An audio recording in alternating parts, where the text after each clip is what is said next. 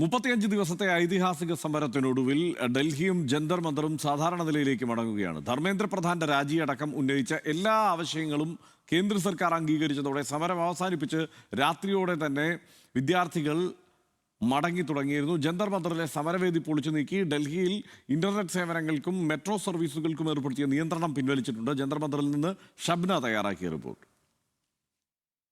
ചരിത്ര സമരത്തിന് ശേഷം ഡൽഹിയും ജന്തർ മന്ദിറും സാധാരണ നിലയിലേക്ക് വരുന്ന കാഴ്ചയാണ് നമുക്കിവിടെ നിന്ന് കാണാൻ സാധിക്കുന്നത്.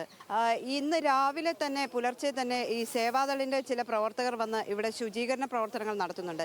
പക്ഷേ അവർ തന്നെ പറയുന്നത് നേരത്തെ മുൻപ് നടന്നിട്ടുള്ള സമരങ്ങളുടെ ബാക്കി പത്രമായി അവശേഷിക്കുന്ന നിരവധി വേസ്റ്റുകൾ അല്ലെങ്കിൽ ഈ സ്ഥലം മുഴുവൻ അലങ്കോലമായി കിടക്കുന്ന സാഹചര്യമുണ്ടായിരുന്നു. എന്നാൽ ഇപ്പോൾ അത്തരത്തിലുള്ള സാഹചര്യങ്ങളൊന്നും തന്നെ ഇല്ല. കുറച്ച് വേസ്റ്റുകൾ മാത്രം അവശേഷിച്ചിരുന്നു. അത് സേവാദൾ പ്രവർത്തകർ നീക്കം ചെയ്യുന്നുണ്ട്. മറ്റൊന്ന് ഡൽഹിയിലെ മറ്റ് നിയന്ത്രണങ്ങളായിരുന്നു. മെട്രോ സ്റ്റേഷൻ അടക്കമുള്ളവ അടച്ചുപൂട്ടുകയും അതോടൊപ്പം തന്നെ ഇന്റർനെറ്റ് അടക്കം വിച്ഛേദിക്കുകയും ചെയ്തിരുന്നു. അതൊക്കെ സാധാരണ നിലയിലേക്ക് പുനഃസ്ഥാപിച്ചിരിക്കുന്നു. ഇന്റർനെറ്റ് ഇന്നലെ രാത്രിയോടെ പുനഃസ്ഥാപിച്ചു.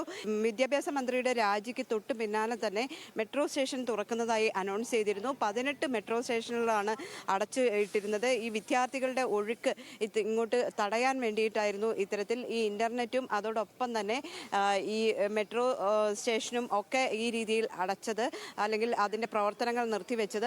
എന്നാൽ പിന്നീട് ഇപ്പോൾ ഈ സമരത്തിന് ശേഷം ഇതെല്ലാം പുനഃസ്ഥാപിച്ച് സാധാരണ നിലയിലേക്ക് ഡൽഹി മാറുകയാണ്. ഈ ജന്തർ മന്ദറിലേക്ക് പോലീസ് ബാരിക്കേഡുകൾ വെച്ച് ഈ ആളുകളെ കൺട്രോൾ ചെയ്തിരുന്നു. ആ ബാരിക്കേഡുകൾ ഇപ്പോഴും മാറ്റിയിട്ടില്ല. ബാരിക്കേഡുകൾ അതുപോലെ തന്നെ നിലനിർത്തുന്നു. പോലീസിൻ്റെ വലിയൊരു സന്നാഹം ഇപ്പോഴും ഇവിടെ ഉണ്ട്. കാരണം പോലീസുകാർ ഇങ്ങോട്ട് കടന്നു വരുന്ന ആളുകളെ കർശനമായി തന്നെ നിയന്ത്രിക്കുന്നുണ്ട്.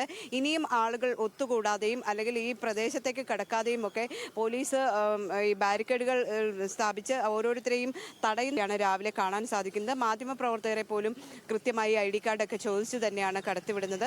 പോലീസിൻ്റെ സേവനം കൃത്യമായി തന്നെ ഇവിടെ ഉണ്ട്. അത് കർശനമായി തന്നെ പോലീസ് ഇങ്ങോട്ടുള്ള പ്രവേശനം നിയന്ത്രിക്കുന്നുണ്ട്.